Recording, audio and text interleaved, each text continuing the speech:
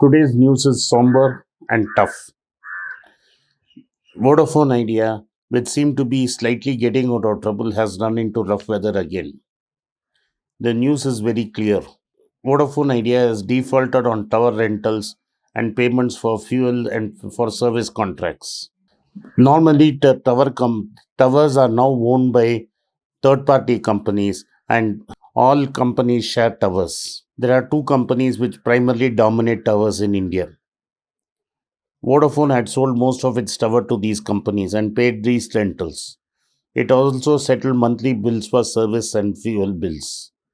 Starting from this month, usually payments are made on third. Third has come and gone. Still, Vodafone has not made any payments.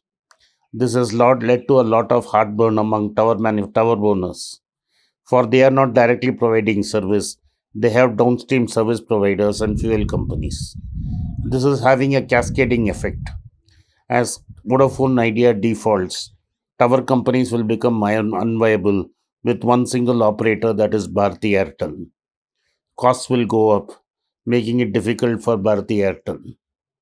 All this trouble comes from the unreasonable claim made by the central government on the adjusted gross revenue, saying that Vodafone had to pay 54,000 crores.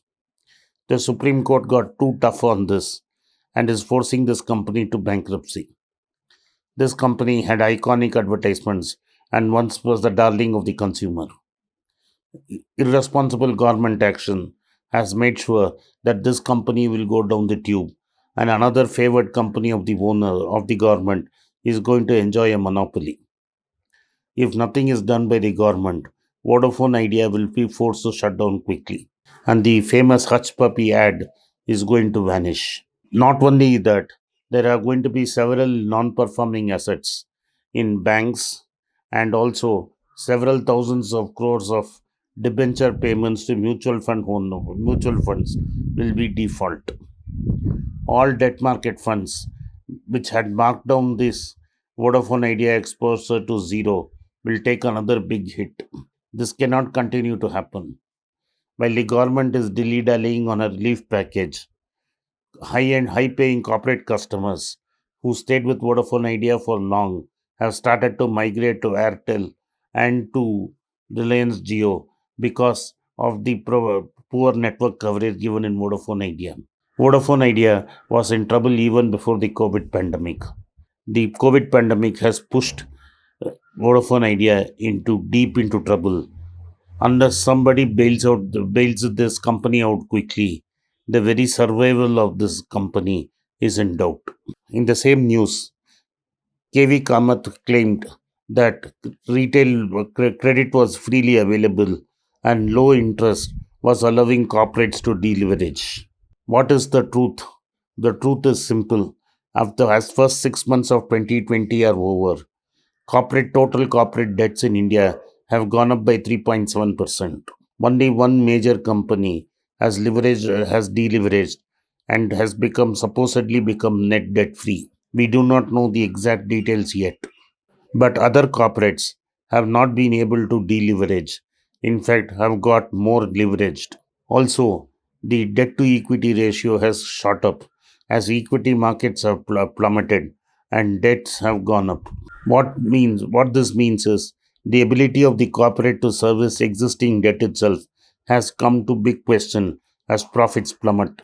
This year, because of the COVID pandemic, there will be very little profit to go around. Thus, debt servicing will be a huge problem for these companies. If big corporates are going to struggle like this, let us not even talk of MSME, SME, and the tiny sector. And this is exactly the reason why I have been arguing that Nirmala Sitharaman's strategy of asking banks to lend more will solve the problem. India has a solvency problem. Vodafone Idea has a solvency problem, not a liquidity problem. By pumping more liquidity through banks into the system will only fuel inflation and will not solve solvency. Like Ray Dalio put it in a recent podcast, India needs to address its balance sheet problem. If it addresses its balance sheet problems, automatically the profits will take care of itself. There are gaps in the income statement. There are gaps in the balance sheet statement. But the gaps in balance sheet statement should worry us more than the gaps in an income statement. For if the balance sheet is rectified, then the income will take care of itself once the effect of the pandemic wears off. Thank you for watching Be Rich. If you like this video, kindly hit the like button and turn on the bell notification. If you want to buy our Kindle version, the link is given below. If you want to buy the hard copy, please send a message to our WhatsApp number given below, and my team will get in touch with you. At the very end, if you want to get in touch with me, please send a mail to berichenglish@gmail.com. Once again, I thank you for supporting Berich.